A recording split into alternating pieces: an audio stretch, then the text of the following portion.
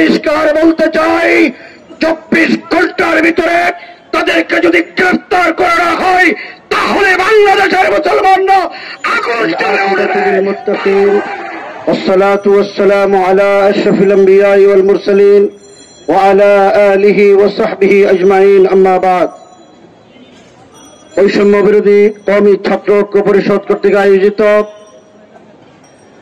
ভারতের মহারাষ্ট্রে মহানবী সাল্লাল্লাহু আলাইহি ওয়াসাল্লাম সম্পর্কে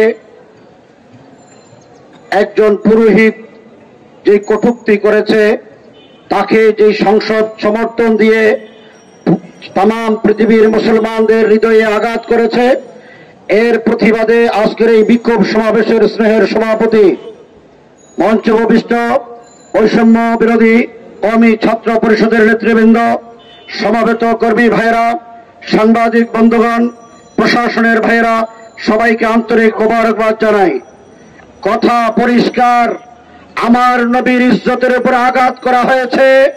যারা করেছেন, যার যেই রাষ্ট্রে করেছে তাদেরকে ছাড় দেওয়া হবে না। ভারত এখনো তাকে গ্রেফতার করে আইনের আওতায় আনে নাই।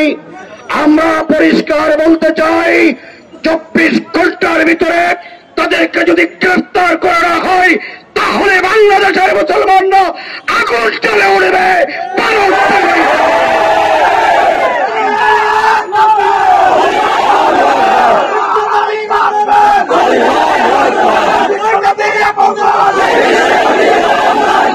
মহানবী সাল্লাল্লাহু আলাইহি ওয়াসাল্লাম আল্লাহর নবী ইরশাদ করেছেন, লা ইউমিনু আহাদুকুম হাত্তা আকুনা হাব্বা ইলাইহি মিন ওয়ালিদিহি ওয়া ওয়ালাদিহি ওয়ান নাসি আজমাইন। রাসূলকে যদি নিজের মা বাবা, ভাই বোন, আত্মীয় স্বজন সকলের উপরে যদি ভালোবাসা প্রাধান্য দেওয়া না হয়, সে মুমিন হতে পারে না। আমাদের নবী আমাদের কলিজার চাইতে বেশি আপন। আমরা নবীর জন্য জীবন দেব, রক্ত দেব, কিন্তু কোন সাহায্যের চোখে দুনিয়ার বাড়িতে থাকতে দেব না। বাংলাদেশ সরকারের কাছে আমাদের দাবি হল, আপনারা বৈষম্যের বিরুদ্ধে লড়াই করে যেই ছাত্র জনতা বিপ্লব সংগঠিত করেছেন, এই বিপ্লবের ফসল হল আপনারা ক্ষমতায় আছেন, সংখ্যাগরিষ্ঠ এদেশের নাগরিক মুসলমানদের প্রতিনিধিত্ব আপনারা করেন। আমাদের নবীর উপর আঘাত করা হয়েছে ভারতের মহারাষ্ট্রে, আপনারা এখনো রাষ্ট্রীয়ভাবে কোনো নিন্দা প্রকাশ করেননি। আমরা অন্তর্বর্তীকালীন সরকারের প্রধান উপদেষ্টা সহ সকলের কাছে দায়িত্বহীন ভাষায় দাবি করতে চাই, অবিলম্বে ভারতের বিরুদ্ধে রাষ্ট্রীয় প্রতিবাদ চালাতে হবে এবং ভারতকে বলব, যদি গ্রেফতার করা না হয় এই সাধু রাসূলদের, ভারতের দূতাবাস বাংলাদেশে থাকতে দেওয়া হবে না। আমরা ভারতের সংখ্যালঘু মুসলমানদের নির্যাতন অনেকদিন সহ্য করেছি। আমার নবীর শানের উপরে গুস্তাখি করা হবে, ভারতকে কোনো অবস্থাতে ছাড় দেওয়া হবে না। ভারত অনেক অপরাধ করেছে।